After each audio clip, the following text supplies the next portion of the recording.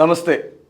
ഇന്നത്തെ ബിഗ് ഇൻ്റർവ്യൂവിലെ അതിഥി ഇസ്കോൺ ബാംഗ്ലൂരിൻ്റെ പ്രസിഡൻറ്റ്, അതിനും അപ്പുറം ലോകത്തിലെ ഏറ്റവും വലിയ സ്കൂൾ മീൽ പ്രോഗ്രാം അഥവാ സ്കൂൾ ഉച്ചഭക്ഷണ പദ്ധതിയായ അക്ഷയപാത്രയുടെ ഫൗണ്ടർ ചെയർമാൻ സ്വാമി മധു പണ്ഡിറ്റ് ദാസ. നമസ്തേ, സ്വാഗതം ജനം ടി വി പ്രേക്ഷകർക്ക് വേണ്ടി. ഹരേ കൃഷ്ണ. ഹരേ കൃഷ്ണ. പ്രഭുജി, ആദ്യ ചോദ്യം.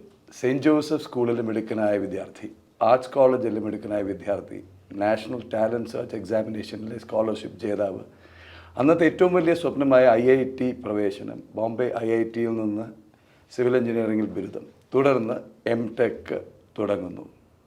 സാധാരണഗതിയിൽ പ്രതീക്ഷിക്കുക ഒന്നിലെ ഏറ്റവും വലിയ ഇന്ത്യയിലെ കോർപ്പറേറ്റ് കൺസ്ട്രക്ഷൻ കമ്പനിയിൽ ഉന്നത നിലയിലെത്തുക, അതല്ലെങ്കിൽ വലിയൊരു റിയൽ എസ്റ്റേറ്റ് ആർക്കിടെക്ചർ സ്ഥാപനം തുടങ്ങുക, അതുമല്ലെങ്കിൽ US പോവുക. സ്വാമി എത്തിയത് കൃഷ്ണ കോൺഷ്യസ്നെസ്സിൻ്റെ ലോകത്തേക്ക്. എവിടെയായിരുന്നു ഈ ഇൻസ്പിറേഷൻ? എവിടെയായിരുന്നു ആ പാത മാറി സഞ്ചരിച്ചത്? ഞാൻ ചെറുതിലെ വളരെ സയൻസുമായിട്ട് വളരെ അട്രാക്റ്റായിരുന്നു. അപ്പം ഞാൻ പ്രീ ഡിഗ്രിയിലൊക്കെ പഠിക്കുമ്പോഴത്തേക്ക് ഈ സയൻസിൽ കൂടെ സത്യത്തിലൂടെ എത്താം എന്നൊരു വിശ്വാസം ഉണ്ടായിരുന്നു. ബിക്കോസ് സയൻസ് എന്താണ്, ആറ്റം എന്താണ്, അതിനുള്ളിൽ എന്താണ്, അതിൻ്റെ പിന്നിൽ എന്താണ്, അത് പിന്നെ ആ ഒരു പോക്കിൽ എവിടെയോ ഭഗവാന്റെ അടുത്ത് എത്തും. ഭഗവാനെന്ന് എൻ്റെ മനസ്സിലില്ലായിരുന്നു, സർവ്വകാരണത്തിൻ്റെ കാരണമായിട്ട് എത്തുമെന്ന് ഞാൻ വിശ്വസിച്ച് ഞാൻ അങ്ങനെ ഫിസിക്സിനെ പെർസ്യൂ ചെയ്യായിരുന്നു. പ്രീ ഡിഗ്രിയിലൊക്കെ പഠിക്കുമ്പോഴത്തേക്ക് ഞാൻ അന്നത്തെ സിലബസിന് ബിയോണ്ടായിട്ട് ക്വാണ്ടം മെക്കാനിക്സ്, അതിന് വേണ്ടാത്ത മാത്തമാറ്റിക്സ്, അതെല്ലാം ഞാൻ സ്വയം പഠിച്ച് അങ്ങനെ ഇരിക്കുമ്പോഴാണ് ഒരു സമയത്ത് എനിക്ക് ഈ ഫിസിക്സിൽ നിന്ന് ഈ സത്യം തേടിയെത്താൻ പറ്റില്ല എന്നൊരു കൺവിക്ഷൻ വന്നു IITയിൽ പോയതിന് ശേഷം.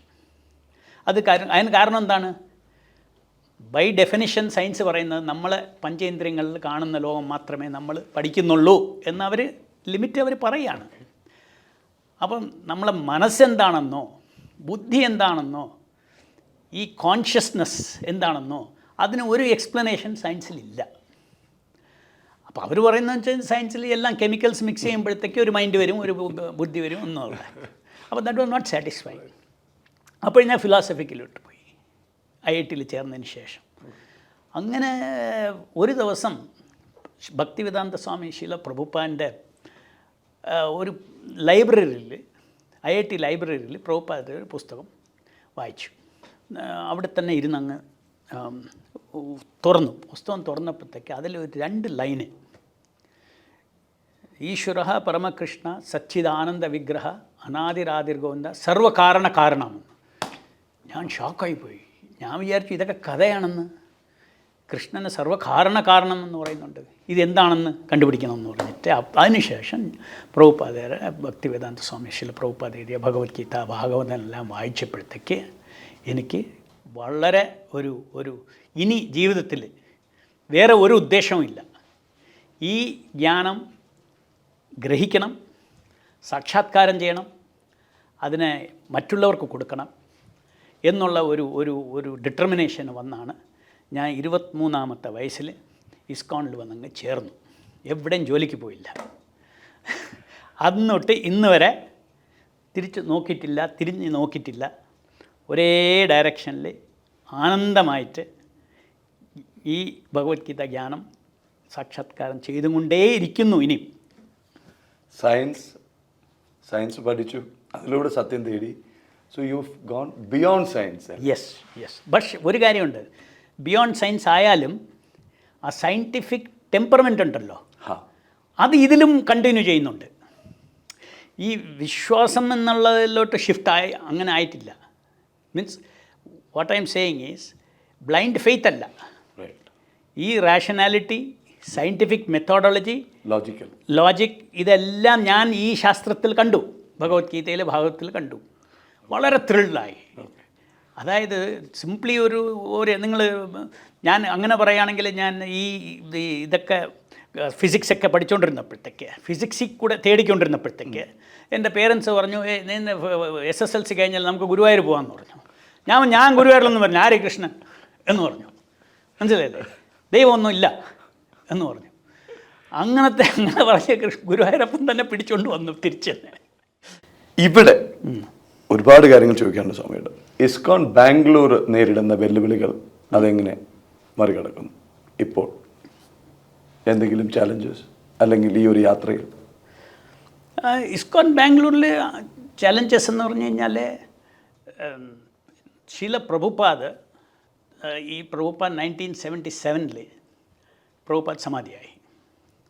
അതിനുശേഷം നമ്മൾ ഇസ്കോൺ ബാംഗ്ലൂരിലുള്ള ഒരു ദീക്ഷാ പദ്ധതി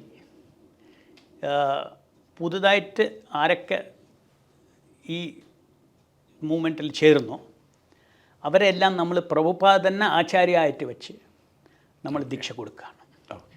അതൊരു യുനിക്ക് സിസ്റ്റമാണ്. ആ സിസ്റ്റം പ്രഭുപാദ് പോകുന്നതിന് മുമ്പേ 4 മാസത്തിന് മുമ്പേ എഴുതി വെച്ച ഒരു സിസ്റ്റമാണ്. ഋത്വിക് സിസ്റ്റമാണ്. കണ്ടിരുന്നു. അതായത് ഇസ്കോൺ ഫുൾ യുണൈറ്റഡ് ആയിരിക്കണം എന്നുണ്ടെങ്കിൽ ആചാര്യ ഒരു സെൻറ്ററിൽ ഇരുക്കണം. ആ സിസ്റ്റം നമ്മൾ ഫോളോ ചെയ്യുകയാണ്. അങ്ങനെ നോക്കിക്കഴിഞ്ഞാൽ വേറെ ഇസ്കോണിൽ ഒരുപാടുണ്ട് ഇന്ത്യയിൽ, ഇപ്പം അബ്രോഡിലുണ്ട്. അതിൽ കുറേ പേര് അടുത്ത ആളാണ് ആചാര്യ. പിന്തുടർച്ച. അതില്ല. പ്രഭുപാദ് തന്നെ ആചാര്യമായിട്ടിരിക്കണം. നമ്മളെല്ലാം പ്രഭുപാദയുടെ പ്രതിനിധിയായിട്ട് എല്ലാവരെയും ദീക്ഷ കൊടുക്കുക, എല്ലാവർക്കും ദീക്ഷ കൊടുക്കുക, എല്ലാവരെയും പഠിപ്പിക്കുക, ശിക്ഷ ഗുരുവായിട്ടിരിക്കുക എന്നുള്ള ഒരു സ്റ്റാൻഡ് നമ്മൾ സ്ട്രോങ് ആയിട്ട് ബാംഗ്ലൂർ ഇസ്കോണും ഇങ്ങനെ ബാംഗ്ലൂർ ഇസ്കോൺ തന്നെ ഒരുപാട് ഹരേ കൃഷ്ണ മൂവ്മെൻ്റ് ആയിട്ട് സ്പ്രെഡ് ആയിട്ടുണ്ട് ഓൾ ഓവർ ഇന്ത്യ. ഇപ്പോൾ സന്തോഷത്തിൻ്റെ ഒരു വാർത്ത കടന്നിരുന്നു. മഹാകുംഭമേളയിലെ അഖാഡകളുടെ ഉന്നത സമിതി വിശ്വഗുരുവായി, ഒരുപക്ഷെ ആദ്യത്തെ വിശ്വഗുരുവായി. അതെ, ആദ്യത്തെയാണ്. ഇതേവരെ അവരെ പദ്ധതി പ്രകാരം, അവരെ ട്രഡീഷൻ പ്രകാരം പല മഹാത്മാക്കൾക്കും ജഗദ്ഗുരു എന്നുള്ള പദവി കൊടുത്തിട്ടുണ്ട്. പക്ഷേ ഇത് ഹിസ്റ്റോറിക്കലി ഫസ്റ്റ് ടൈമാണ് അഖാഡ വിശ്വഗുരു എന്ന് ഉള്ള ഒരു പദവി പ്രഭുപാദിന് അവർ സമ്മാനം കൊടുത്തത്. ഇതിൽ നമുക്ക് ഇസ്കോണിന് വളരെ വലിയൊരു അഭിമാനവും ഇതിനെ ആഘോഷിക്കാനായിട്ടുള്ള ഒരു കാര്യമാണിത്. ഇതേവരെ ആർക്കും കൊടുക്കാത്തൊരു പദവി. അത് പ്രഭുപാദ് വാസ് ഡിസർവിങ്. എന്തെന്ന് വെച്ച് കഴിഞ്ഞാൽ പ്രഭുപാദ് അമേരിക്കയിലെ വെറും 70ാമത്തെ വയസ്സിൽ വെറും 40 രൂപയെ കയ്യിലുണ്ടായിരുന്നുള്ളൂ. വലിയ കോൺടാക്ട്സും ഇല്ലായിരുന്നു. അങ്ങനെ അമേരിക്കയിൽ ഒരു ഷിപ്പിൽ ലാൻഡ് ചെയ്തതാണ് പ്രഭുപാദ്. അതായത് ഫ്ലൈറ്റിന് കാശില്ല. ഒരു സുമതീഷ് മൊറാർജി എന്നൊരു ഷിപ്പിംഗ് കമ്പനിയിൽ അവരുടെ അടുത്ത് ചെന്ന് എന്നെ എങ്ങനെയെങ്കിലും അമേരിക്കയിൽ അയക്കണം എന്ന് പറഞ്ഞു. ആ മാനേജിങ് ഡയറക്ടർ പറഞ്ഞു, നിങ്ങൾക്ക് 70 വയസ്സായി, ഇത് അവിടുത്തെ ക്ലൈമറ്റൊക്കെ വളരെ ഹെവിയാണ്, നിങ്ങൾ ചിലപ്പം പ്രാണത്തിനും കഷ്ടമായിരിക്കും, പോവല്ലേ എന്ന് പറഞ്ഞു. പ്രഭുപാദ് ഇല്ല, ഞാൻ പോകണം, എൻ്റെ ഗുരു എൻ്റെ അടുത്ത് ഉപദേശിച്ചിട്ടുണ്ട്, ഈ ഹരേ കൃഷ്ണ മഹാമന്ത്ര സങ്കീർത്തനം ലോകം മുഴുവനും പടരണം എന്നുള്ള ഒരു ആദേശം എനിക്കുണ്ട്, എന്നെ അയക്കും എങ്ങനെയെങ്കിലും. അങ്ങനെയാണ് Prabhupada old man of 70 years old ഒരു trunk of Bhagavad Gita and Bhagavatam കുറേ സെറ്റ് ഇവിടെ പ്രിൻ്റ് ചെയ്തത് അതും എടുത്തുകൊണ്ട് പോയതാണ് 1966. 1977 പ്രഭുപാദ് 14 പ്രാവശ്യം ലോകം മുഴുവൻ ചുറ്റി. More than 108 temples Krishnan temple establish ചെയ്തു. 70ഓളം അധികം പ്രഭുപാദ് പുസ്തകങ്ങൾ സംസ്കൃതിയിൽ നിന്ന് ഇംഗ്ലീഷിലോട്ട് ട്രാൻസ്ലേറ്റ് ചെയ്തു. ഇനിയൊരു കാര്യം പറയാനുണ്ട്. ഈ പ്രഭുപാദ് സനാതനധർമ്മ ഭഗവത്ഗീത ഭാഗവതമെല്ലാം ഈ വളരെ റാഷണലായിട്ട് സയൻറ്റിഫിക്കായിട്ട് പ്രസൻറ്റ് ചെയ്തു. എങ്ങനെ എന്നെപ്പോലെ ആൾക്കാർ എന്തുകൊണ്ട് ചേർന്നു? ഒരു ഒരു ഒരു ഒരു മതം ചേർന്നത് മാതിരി അല്ല ഇത് സെൽഫ് എൻക്വയറി. ഇന്നും ഞാൻ ഓരോ ദിവസവും ത്രൂ സാധന ഞാൻ ഒരു ഗവേഷണം like A researcher only I M proceeding in my spiritual life. ആ സയൻറ്റിഫിക് ടെമ്പർമെൻറ്റ് വിട്ടിട്ടില്ല. ഞാൻ എന്തെങ്കിലും ഒരു കാര്യം പറയുകയാണെങ്കിൽ അത് കൺവിൻസായി അതിനെ റിസർച്ച് ചെയ്ത് അക്കാഡമിക് റിസർച്ചല്ല, അനുഭവിക്കാനുള്ള അതിന് കണ്ടീഷൻസ് ശാസ്ത്രത്തിലുണ്ട്. അങ്ങ് ഇപ്പോൾ സനാതനധർമ്മത്തെക്കുറിച്ച് പറഞ്ഞുകൊണ്ട് ഇപ്പോൾ ഏറ്റവും അധികം വാർത്തയിൽ നിറയുന്ന ഒരു വാക്ക് കൂടിയാണ് സനാതനധർമ്മം. അതെ, കേരളത്തിലെ രാഷ്ട്രീയക്കാർക്ക് ഈ വാക്ക് കേൾക്കുന്നതേ അലർജിയാണ്. മറ്റു പല സ്ഥലങ്ങളിലും തമിഴ്നാട്ടിലടക്കം പല ചെറുപ്പക്കാരായ നേതാക്കൾ വന്നിട്ട് സനാതനധർമ്മത്തെക്കുറിച്ച് പറയുന്നതിനൊരു കൈയും കണക്കുമില്ലാത്ത വർത്തമാനം. എന്താണ് അവരോട് പറയാനുള്ളത്? സനാതനധർമ്മം എന്തെന്ന് തിരിച്ചറിഞ്ഞിട്ടാണോ ഈ സംസാരിക്കുന്നത്? അതായത് ഈ ഇപ്പം നമ്മളെ ശാസ്ത്രത്തിൽ എവിടെയും ഹിന്ദു എന്നൊരു ശബ്ദമില്ല. അത് എവിടുന്നോ വന്നു അല്ലേ? വേറെ സനാതനധർമ്മ, സനാതന മീൻസ് നിത്യം, eternal. Dharma means nature of the soul. എങ്ങനെ fire's nature is light and heat, അതേമാതിരി ആത്മാവിൻ്റെ ഒരു ധർമ്മമാണ് സനാതനധർമ്മം. It is the science of the soul. അതിനെ അപ്ലൈ ചെയ്യുമ്പോഴത്തേക്ക് അത് റിലിജനായി മാറും, അതൊക്കെ കാണും. പക്ഷേ അതിൻ്റെ റിലിജൻ്റെ ബാക്ക്ഗ്രൗണ്ടിൽ ആക്ച്വലി സനാതന ജ്ഞാനമുണ്ട്. അന്നദാനം മഹാദാനം നമ്മൾ എഴുതി വയ്ക്കും. ഞങ്ങളൊക്കെ കുഞ്ഞിൻ്റെ പിറന്നാൾ വന്നാൽ ഏതെങ്കിലും അനാഥാലയത്തിൽ പോയി അന്നദാനം നടത്തുന്നത് വലിയ സംഭവമായി പറഞ്ഞാണ്. അക്ഷയപാത്രം, ഒരു കുഞ്ഞ് പോലും വിശന്നിരിക്കരുത്, വിശപ്പ് കാരണം ഒരു കുഞ്ഞിൻ്റെ വിദ്യാഭ്യാസം മുടങ്ങരുത്. ആ ഇൻസ്പിറേഷൻ എവിടെ നിന്ന് വന്നു? അതിങ്ങനെ മുടങ്ങാതെ എങ്ങനെ മുന്നോട്ട് പോകുന്നു? എത്ര ലക്ഷമെന്ന് ഓരോ ദിവസവും നോക്കുമ്പോൾ ലക്ഷങ്ങളുടെ എണ്ണം കൂടി വരുന്നു. അതെ, ഇന്ന് 23 ലക്ഷം കുട്ടികൾക്ക് daily all over India 72 kitchens, centralised കിച്ചണിൽ നിന്ന് ഇത് നടക്കുകയാണ്, ഈ അന്നദാനം. ഇത് സ്റ്റാർട്ട് ചെയ്തത് 2001-ലാണ്. 1500 കുട്ടികൾക്ക് ഇവിടെ ഈ ടെമ്പിളിൽ നിന്ന് ചുറ്റും ഒരു 5 സ്കൂളുകൾക്ക് ഞാൻ വിതരണം ചെയ്ത് തുടങ്ങിയതാണ്. എന്തായിരുന്നു അതിനൊരു പെട്ടെന്ന് അങ്ങനെ ഒരു ചിന്ത വരാൻ? അതായത് ഈ നമ്മളിവിടെ കോവിലിൽ വരുന്നവർക്കെല്ലാം പ്രസാദം കൊടുക്കുന്നുണ്ട്. പക്ഷേ എനിക്ക് ഈ ഒരു വിഷയം എനിക്ക് അറിഞ്ഞുകൂടായിരുന്നു. അത് സഡനായിട്ട് ബോധമായി. കുട്ടികൾ ഗവൺമെൻറ് സ്കൂളുകൾ ഉച്ചയ്ക്ക് ആഹാരം ഇല്ലാതെ അവർ പഠിക്കാനിരിക്കുകയാണ്. 2000 മുമ്പേ, 2000 ശേഷമാണ് ഈ മിഡ് ഡേ ഗവൺമെൻറ് സ്കീം പോലും വന്നത്. അപ്പം നമ്മൾ അതിന് മുമ്പേ തുടങ്ങി 2000-ൽ. അപ്പോൾ ഇവിടെ വരുന്നവർക്ക് നമ്മൾ ആഹാരം കൊടുക്കുന്നു.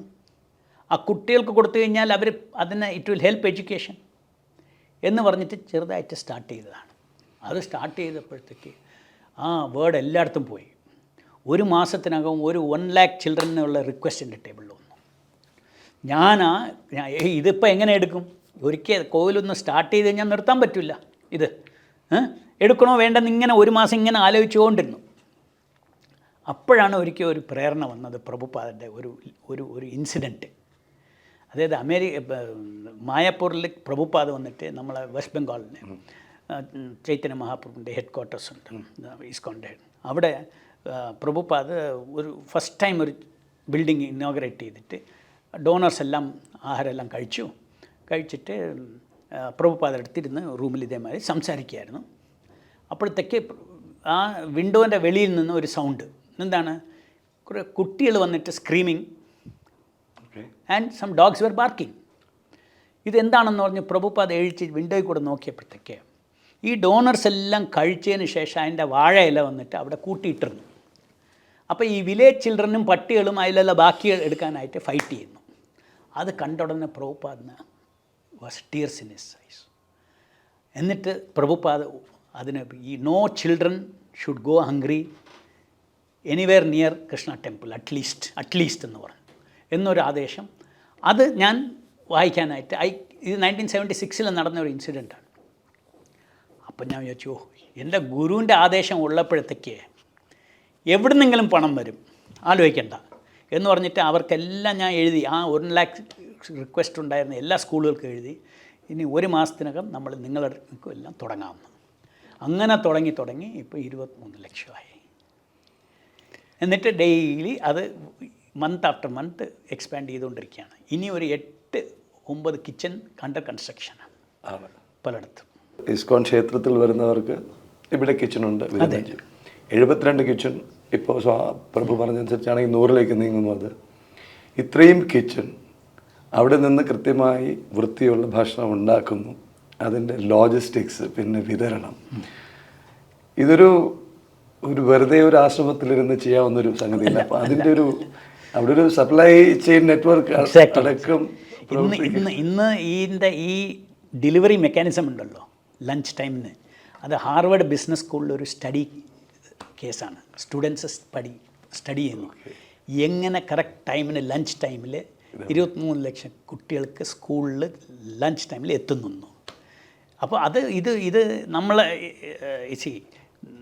ഫസ്റ്റ് ടൈം ഈ സോഷ്യൽ സെക്ടറിൽ ആ ഒരു ടെക്നോളജി, എന്നിട്ട് അതിൻ്റെ ലോജിസ്റ്റിക്സ്, അതൊക്കെ നമ്മൾ IIT-യിലൊക്കെ പഠിച്ചതുകൊണ്ട് അതിന് നമ്മളെ ബ്രെയിൻ അതുമാതിരി ഓടും. അപ്പോൾ ഇന്ന് നോക്കിക്കഴിഞ്ഞാൽ അക്ഷയപാത്ര വന്നിട്ട് 9,000 employees are there all over India, 72 kitchens, more than 900 vehicles to deliver. എല്ലാം സ്റ്റാർട്ട് ചെയ്ത് ഇവിടെ ഈ 1,500 ചിൽഡ്രന് കൊടുക്കാൻ ഒരു ആശ. അതിനുശേഷം പ്രഭുപാദയുടെ ഒരു ആദേശം, ഓർഡർ. അതുകൊണ്ട് ഈ കൃഷ്ണ എല്ലാം തരുന്നുണ്ട്. ഒരിക്കൽ ഞാൻ 5,000 വരെ എത്തിയപ്പോഴത്തേക്ക് പിന്നെ എനിക്ക് സ്വല്പമായിരുന്നു പണം വരുമോ ഇല്ലയെന്നൊന്നും. അതുവരെ ക്വയറ്റായിട്ട് ചെയ്യായിരുന്നു. പ്രസ് വന്നപ്പോഴത്തേക്ക് ഞാൻ പറഞ്ഞുപോയി, ഞാൻ 30,000 ചെയ്യാൻ പോകുന്നെന്ന്. ഉറക്കമില്ല അന്ന്. രാവിലെ തൊഴാൻ പോയപ്പോഴത്തേക്ക് ശ്രീമതി രാധായുടെ അടുത്ത് മുഖം നോക്കിയപ്പോഴത്തേക്ക് എനിക്കൊരു ഇൻസ്പിറേഷൻ. നീ പേടിക്കണ്ട, ജഗത് അമ്മ ആണ് ഞാൻ.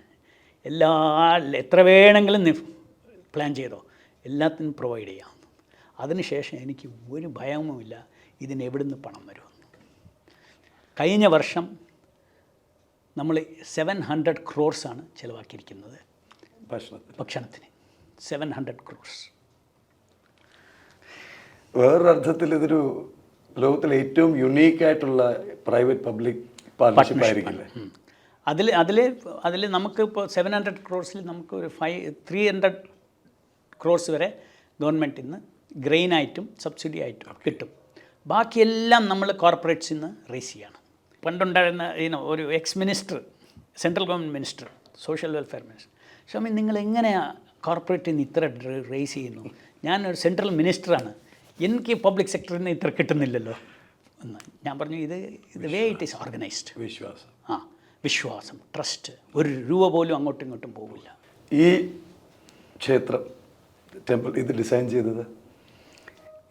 ചെയ്തത് ഒരു വലിയൊരു അതും ഒരു പല ആർക്കിടെക്റ്റുകൾക്കും കൊടുത്ത്. ഞാൻ സിവിൽ എഞ്ചിനീയറാണ്. എൻ്റെ ഒരു ഫ്രണ്ട് ഉണ്ടായിരുന്നു IIT-യിൽ കൂടെ പഠിച്ച്, NR ജോസഫ് എന്ന്. അയാൾ കൊച്ചിക്കാരനാണ്. സോ അയാളെ കോണ്ടാക്ട് ചെയ്തു. അയാൾ നല്ല ഒരു concept designer, is A product designer. അപ്പോൾ ഒരു ഔട്ട്സൈഡ് കോൺസെപ്റ്റ് എനിക്ക് ഒന്ന് ലെറ്റസ് ഡിസ്കസ്. അപ്പോഴാണ് ഈ ഗ്ലാസും ഗോപുരവും മിക്സുള്ള ഈ ഒരു കോൺസെപ്റ്റ് അതിനെ ഒറിജിനേറ്റ് ചെയ്തത് ത്രൂ ഹിം. അത് കഴിഞ്ഞിട്ട് അതിൻ്റെ ഫുൾ ആർക്കിടെക്ചർ ഞാൻ ഡെവലപ്പ് ചെയ്തു. Personally I developed. ഒറ്റ വാചകത്തിൽ പറഞ്ഞാൽ IIT-യിൽ പഠിച്ചത് ഇവിടെ പ്രയോഗിച്ചു. ഈ ഒരു ആധുനിക ലോകത്ത് നമ്മൾ വളരെ വേഗത്തിൽ കുതിക്കുന്നു പല മേഖലകളിലും. അതേസമയം തന്നെ വെല്ലുവിളികൾ ഒട്ടനവധി പല മേഖലകളിലായി. അത് സുരക്ഷയാവാം, വിശപ്പാവാം, തൊഴിലാവാം, മാനസിക സമ്മർദ്ദമാകാം, ഒരു ആത്മവിശ്വാസമില്ലായ്മയാകാം. ഈ സ്പിരിച്വാലിറ്റിയും ഈ സയൻസും എങ്ങനെ കമ്പൈൻ ചെയ്ത് യുവതലമുറയ്ക്ക് അല്ലെങ്കിൽ ഈ ഗ്ലോബൽ ചാലഞ്ചസ് നേരിടാൻ പ്രാപ്തമാക്കാൻ? അതിന് ഒരു വഴിയേ ഉള്ളൂ. ഇന്ന് യൂത്തിന്, എസ്പെഷ്യലി എഡ്യൂക്കേറ്റഡ് യൂത്തിന്, സയൻസ് ഈസ് ഗോഡ്. അപ്പോൾ ഇതിൽ സയൻസ് ഉണ്ട്. ഭാഗവതത്തിൽ സയൻസ് ഉണ്ട് എന്നുള്ളത് എനിക്ക് അറിഞ്ഞൂടായിരുന്നു ഞാൻ ചേരുന്നതിന് മുമ്പേ. എനിക്ക് എങ്ങനെ ആ പരിവർത്തനം വന്നു? ബിക്കോസ് ഓഫ് നോയിങ് ദറ്റ് ഇതിന് വളരെ, നമ്മൾ ഓർഡിനറി സയൻസിന് വളരെ ഷാലോ ഫൗണ്ടേഷനാണ്. ഇതിൻ്റെ ഫൗണ്ടേഷൻ എന്ന് വെച്ച് കഴിഞ്ഞാൽ ഇപ്പോൾ അവിടെ ഹൈഡ്രജനും ഓക്സിജൻ കെമിക്കൽ കൊണ്ടുപോയി 2 ഐറ്റം കൊണ്ടുപോയി മിക്സ് ചെയ്ത് ലാബോറട്ടറിയിൽ ചെക്ക് ചെയ്യാം. ഇവിടെ ലാബോറട്ടറി ഇതാണ്, ഈ ശരീരമാണ്. ഇവിടെ ത്യാഗം വേണം, ആ ഡിസിപ്ലിൻ ഫോളോ ചെയ്യാൻ, റിസൾട്ടും കിട്ടും. അപ്പോൾ ഇത് അവരെ മനസ്സിലാക്കണം. ഇത് മനസ്സിലാക്കുമ്പോഴത്തേക്ക് because ultimately man is doing everything for happiness അല്ലേ? ആ ഹാപ്പിനെസ് ആർക്കുണ്ടെന്ന് മൊമെൻ്ററി ഹാപ്പിനെസ് കാണും, പിന്നെ എഗൈൻ അടിക്കും ദുഃഖം. അതെ, ഇങ്ങനെ up and down and poverty, diseases, untimely death, ഇതൊക്കെ ജന്മ മൃത്യു ജരാ വ്യാധി ദുഃഖ ദോഷാന ദർശനം, ഇതൊക്കെയാണ് സയൻസ് ഭഗവത്ഗീതയിൽ പഠിക്കുക. Science of Bhagavad Gita, realities of life. ഇതിന് ആൻസർ ഉണ്ടോ നിങ്ങൾക്ക്? മോഡേൺ സയൻസിനില്ല. നമ്മൾ ആധ്യാത്മിക നമ്മുടെ സ്പിരിച്വൽ ടെക്സ്റ്റിൽ ഇതിനെല്ലാം ആൻസറുണ്ട്. അത് അവർക്കറിയണം. That mean there is a source of pure knowledge. അപ്പോൾ അതിന് മെയിൻലി സയൻറ്റിഫിക് ടെമ്പറമെൻറ്റിൽ നിന്ന് നമ്മളെ ഭഗവത്ഗീത പഠിപ്പിക്കണം. ഒറ്റ ചോദ്യം കൂടി. ബംഗ്ലാദേശിലാണ് ഏറ്റവും അധികം വെല്ലുവിളി നേരിടുന്നത്. എന്ന് പറഞ്ഞ അന്നം നൽകുന്ന ക്ഷേത്രങ്ങൾ ആക്രമിക്കപ്പെടുന്നു, ഭക്തർ ആക്രമിക്കപ്പെടുന്നു. പക്ഷെ അവർ ഒളിച്ചോടുന്നല്ല, ആ സേവനം തുടരുന്നു. അവിടുന്ന് ഭക്ഷണം വാങ്ങി കഴിച്ചവർ തന്നെ ഒരുപക്ഷെ അത് തീ വയ്ക്കാനായി എത്തുന്നു. വേദനയോടുകൂടി സ്വാമിയെ തടവിലാക്കിയിട്ട് ജാമ്യം പോലും നൽകുന്നില്ല. ആ വെല്ലുവിളി നേരിടാൻ എന്ത് നടപടികൾ എടുക്കുന്നു? എന്താണ് പറയാനുള്ളത്? അതിന് നമ്മൾ അത് സംഭവിച്ച ഉടനെ, അത് അന്ന് ഇപ്പോഴും മാത്രമല്ല സംഭവിച്ചത്, ഈ ഓവർ ത്രോയിങ് ഓഫ് ഗവൺമെൻറ്റിന് മുമ്പ് തന്നെ പലപ്പോഴും നമ്മൾ ഒരു ടെമ്പിളിൻ്റെ, ഇസ്കോണിൻ്റെ ഒരു ടെമ്പിളിൻ്റെ ഒരു പ്രസിഡൻറ്റ് വാസ് ഈവൻ കിൽഡ്. ഇപ്പോൾ ഇത് നടന്നുകൊണ്ടിരിക്കുകയാണ്. പക്ഷേ ഇത് ഇൻറ്റൻസിഫൈ ആയി ഇത്തവണ. അപ്പോൾ എത്രയും നമ്മളെ എക്സ്റ്റേണൽ അഫയേഴ്സ് മിനിസ്റ്റർ കണ്ടു, എന്തെങ്കിലും ചെയ്യണമെന്ന് പറഞ്ഞു. അവർ ഡിപ്ലോമാറ്റിക് ചാനൽസ് നമ്മൾ വിൽ വർക്ക് ഓൺ ഇറ്റ് എന്ന് പറഞ്ഞു. അവർ ചിലത് ചെയ്തു. പിന്നെ ഈ പർട്ടിക്കുലർ ചിന്മയദാസിൻ്റെ വിഷയം, നിങ്ങൾ ചിന്മയദാസിൻ്റെ വിഷയം ഇൻഡയറക്റ്റ്ലി നമ്മളടുത്ത് പറഞ്ഞത്, നിങ്ങൾ ചിന്മയദാസിൻ്റെ മിഷൻ, അയാളുടെ കാര്യം നമ്മളെ നാഷണൽ ലോ പ്രകാരം നമ്മൾ ഡീൽ ചെയ്യും. നിങ്ങൾ അതിനെ പബ്ലിസിറ്റി കൊടുത്തു കഴിഞ്ഞാൽ, അതിനെ എതിർത്ത് കഴിഞ്ഞാൽ ഇസ്കോണിനെ വിളിച്ച് പറഞ്ഞു, നിങ്ങളെ ഇസ്കോണിനെ അൺറെക്കഗ്നൈസ് ചെയ്യും.